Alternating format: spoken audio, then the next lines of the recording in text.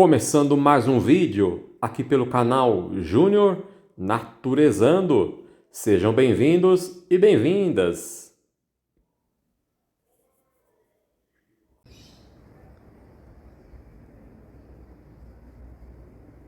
Uma bela manhã de sol em São Paulo nessa terça-feira. Uma manhã de outono com cara de verão. Se bem que estão dizendo já, né, que o tempo irá mudar radicalmente, mais pro final de semana, assim, que sábado será o dia inteiro nublado, com chuva. Por mim tá bom como tá. Mas enfim, vamos dar início aí ao vídeo de hoje. Pessoal, não sei se vocês concordam comigo, mas eu notei que desde que tivemos, né, que enfrentamos aí a pandemia da Covid-19, o cultivo de cactos acabou ficando em alta. Porque muita gente em quarentena, queria ter uma plantinha para cuidar e tal. E eu acho que pelo fato dos cactos, entre aspas, darem menos trabalho, né? Muitas pessoas acabaram optando por esse tipo de planta. Só que não é bem assim a coisa, né? No cultivo de cactos, eu posso dizer, afirmar que nem tudo são flores. E eu não estou me referindo aos espinhos. E sim, há problemas que, como qualquer tipo de plantas, os cactos também têm, né? Um dos problemas bem comuns aí no cultivo de cactos é o ferrugem. Essas pintinhas marronzinhas é tudo ferrugem. Aí no caso eu estou tratando com a tal da cauda bordaleza, que é um produto à base de cobre, né? Tem vídeo aí no canal, tá? Em relação aos ginocalíceums, que é uma espécie de cacto que está bem em alta, né? Apesar de serem cactos resistentes, eu notei algo, principalmente nesses variegatas. Não é regra, por exemplo, esse daqui com esse aqui nunca me deu problema. Esse aqui eu já tenho há 2 anos. Esse aqui é a mesma coisa. Só que eu já tive problemas com alguns desses coloridos, né?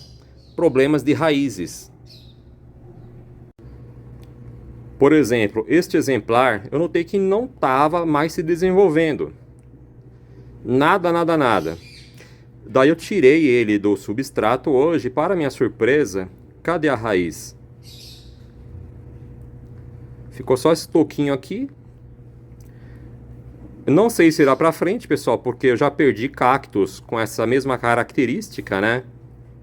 Inclusive já comprei assim, tá? Não esse, mas teve exemplares que eu já comprei sem raiz.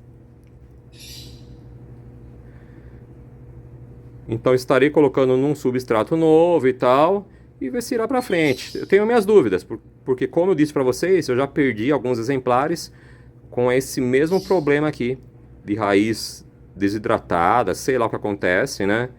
Que ela acaba sumindo a raiz. Daí eu deixei ele bem molhadinho para dar uma hidratada aqui e estarei plantando. Bom, aqui eu já passei ele para um outro vaso, um outro substrato.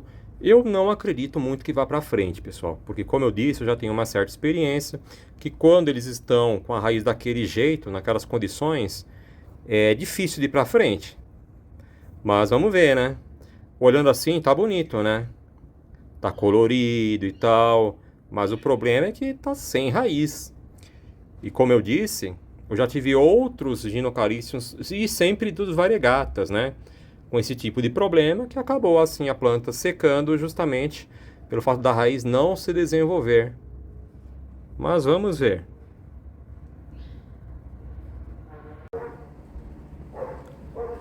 Aí um outro probleminha, vamos dizer assim, comum em cactos e também em suculentas é o tal do estiolamento.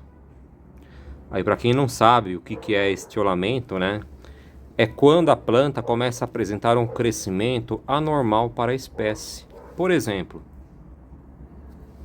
reparem que começa a se desenvolver de forma alongada, a planta começa a ficar fina, principalmente na ponta, né? em cactos vendidos em supermercados, é super comum da gente observar cactos já com as pontas bem fininhas, ou seja, são plantas estioladas. E por que que ocorre o estiolamento? Para quem está começando agora e não sabe, né? É devido à falta de sol, pessoal.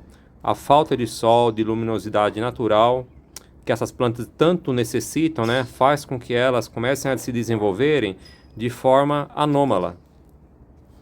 Repare aqui no topo também como se afinou, ou seja, deu uma bela de uma estiolada, né? E isso que a planta já está se recuperando, porque agora, quando tem sol, né? Hoje, domingão, esse vídeo foi gravado em várias partes, tá?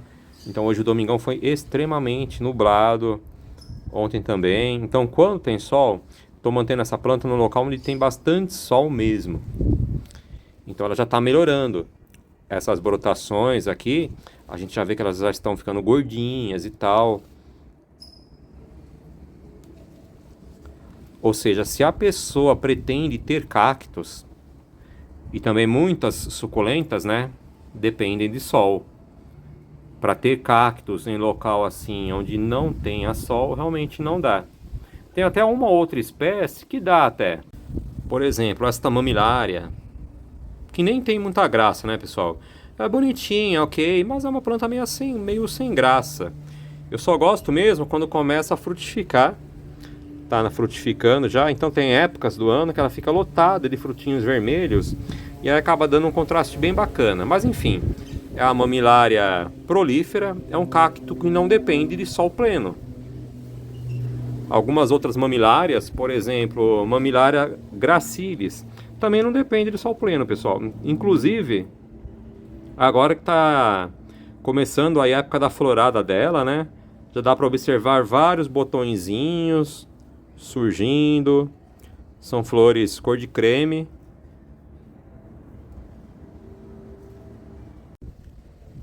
E aqui eu tenho dela na flor cor de rosa. Já dá para ver um botãozinho também pontando aqui, né? Cor de rosa. Então, essas mamilárias, gracilis, a prolífera, elas não dependem de sol pleno. Ficando num local com muita luminosidade, que tome um pouco de sol, já é o suficiente.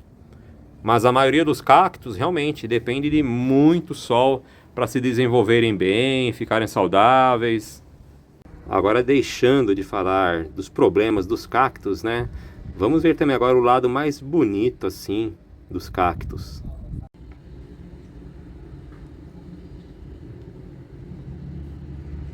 Esses cactos variegatas são tão bonitos que nem precisam de flores, né? Mas quando dão essas florzinhas, é um charme a mais.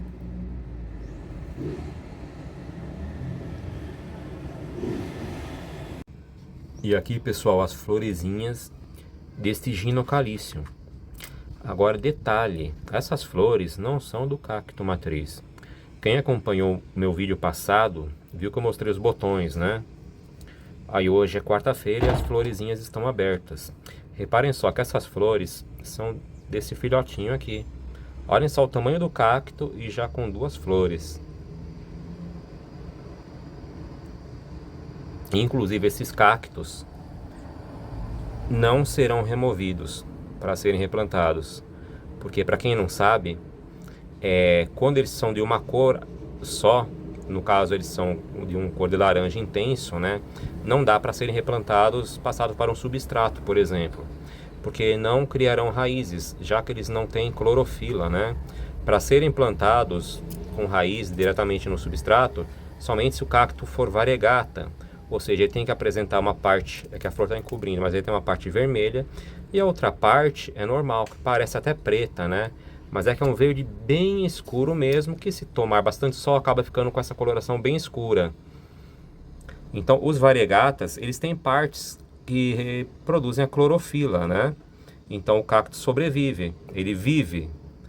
Mas se for assim, no caso desses filhotes que são apenas de uma cor, somente se forem enxertados.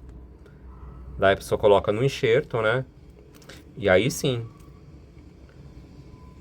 Mas no caso deixaria aqui mesmo na matriz.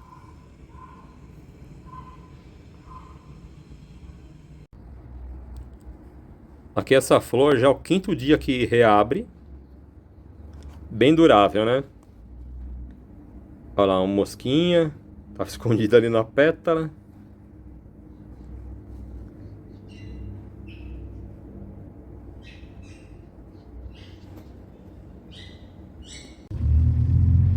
Já este cacto é aquele conhecido popularmente como rabo de dragão. Eu tô mostrando para vocês por uma curiosidade que eu pelo menos tô achando, né? Que está sofrendo uma modificação nessa parte aqui. Dá a impressão que tá ficando cristata. Não sei se estou certo, se estou errado. Mas se a gente observa essa extremidade com a das outras brotações, a gente nota a diferença, né?